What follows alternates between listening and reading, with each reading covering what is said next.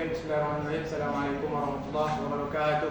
Waalaikumsalam warahmatullahi wabarakatuh. Baik, di sini saya akan menjelaskan tentang kondisi hukum Islam pada masa jahiliyah. Sebelum kedatangan Islam pada abad ke-7 Masehi, masyarakat Arab hidup dalam era yang dikenal sebagai masa jahiliyah. Kedatangan Islam membawa revolusi dalam konsep hukum di masyarakat Arab. Islam tidak sepenuhnya menolak semua tradisi jahiliyah, tetapi melakukan seleksi, modifikasi dan reformasi terhadap praktik-praktik yang ada. Beberapa aspek positif dipertahankan dan dikembangkan, sementara praktik-praktik yang tidak sesuai dengan prinsip keadilan dan kemanusiaan dihapuskan.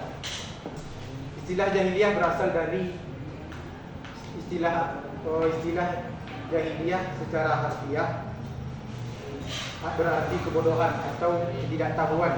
Namun dalam konteks sejarah Islam, jahiliyah merujuk pada kondisi masyarakat Arab yang hidup tanpa petunjuk wahyu ilahi dan tanpa sistem hukum yang terorganisir dengan baik.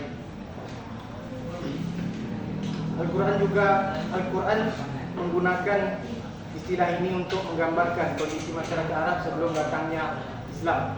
Namun jahiliyah tidak semata-mata menunjukkan kebodohan dalam arti kurangnya pengetahuan Islam ilmiah atau akademis, melainkan lebih merujuk pada ketidaktahuan tentang tauhid, kebodohan dalam prinsip-prinsip moral dan etika, ketiadaan sistem hukum yang adil dan terorganisir, dan kehidupan yang tidak berdasarkan petunjuk wahyu. Kondisi hukum Islam pada masa jahiliyah merujuk pada periode sebelum diutusnya Nabi Muhammad SAW. Ketika itu masyarakat Arab hidup dalam tradisi yang sangat terpengaruh oleh kebodohan atau sifat jahiliyah dalam berbagai aspek kehidupan, termasuk sistem hukum. Pada masa ini masyarakat Arab tidak mengenal sistem hukum yang jelas dan lebih mengandalkan adat istiadat atau kebiasaan yang diwariskan secara turun-temurun. Berikut adalah penjelasan lebih lengkap mengenai kondisi hukum pada masa jahiliyah. Pertama, sistem hukum yang tidak teratur. Pada masa jahiliyah, hukum tidak diatur oleh satu sistem yang baku. Hukum lebih banyak didasarkan pada kebiasaan, tradisi dan keputusan pemimpin suku atau kabilah. Setiap suku atau kabilah memiliki aturan sendiri yang kadang saling bertentangan. Oleh karena itu, ketidakadilan sering terjadi karena tidak ada sistem yang mengikat seluruh masyarakat. Yang kedua, pengaruh adat dan kekuatan suku. Di masa jahiliyah, kekuasaan atau status sosial sangat bergantung pada pengaruh suku. Pemimpin atau kepala suku memiliki kekuatan besar dalam menentukan hukum dan keadilan. Jika seseorang melakukan kesalahan atau kejahatan, hukum yang diberikan seringkali tergantung pada hubungan keluarga atau suku. Misalnya, jika seseorang dari suku tertentu melakukan tindak pidana, anggota suku lain bisa saja terhindar dari hukuman tersebut meskipun mereka terlibat. Yang ketiga, ketidakadilan terhadap perempuan. Perempuan pada masa jahiliyah memiliki posisi yang sangat terpinggirkan dan seringkali diperlakukan dengan sangat tidak adil.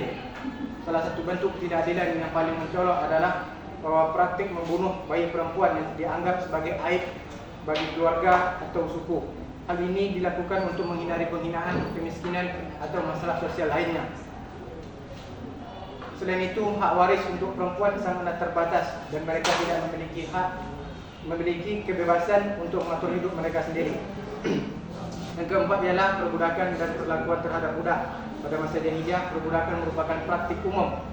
Budak-budak yang terdiri dari orang-orang tertawan dalam perang, mereka terlahir dari keturunan budak, tidak memiliki hak dan kebebasan. Mereka diperlakukan sebagai barang dan tidak dianggap sebagai manusia yang memiliki martabat yang sama dengan orang yang bebas. Perbudakan ini juga menciptakan kesenjangan sosial yang sangat tajam. Yang kelima, hukum pembalasan atau qisas. Sistem hukum di masa jahiliyah juga mencakup hukum pembalasan atau sistem qisas yang berlandaskan pada prinsip mata dibalas mata. Hukum ini mengatur pembalasan bagi seseorang yang telah melakukan kekerasan terhadap orang lain. Namun seringkali tidak adil karena penerapannya yang bisa dipengaruhi oleh status sosial dan kekuasaan suku. Mungkin ini saja yang bisa saya sampaikan. Bila ada yang ingin bertanya, silakan. Bertanya, apa saja kondisi hukum pada masa jahiliyah? Baik, terima kasih kepada saudara-saudari yang telah bertanya. Apa saja kondisi hukum di masa jahiliyah? Yang pertama yaitu sistem hukum yang tidak teratur. Yang kedua, pengaruh adat dan kekuatan suku. Kemudian ketidakadilan terhadap perempuan. Dan keempat, perbudakan dan perlakuan terhadap budak. Serta yang kelima, hukum pembalasan atau kisos.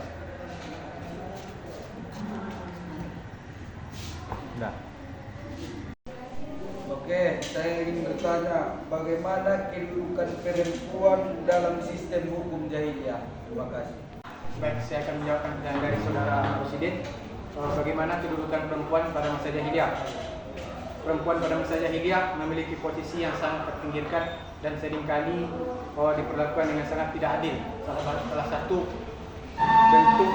satu bentuk ketidakadilan yang paling mencolok adalah praktek membunuh terhadap bayi perempuan.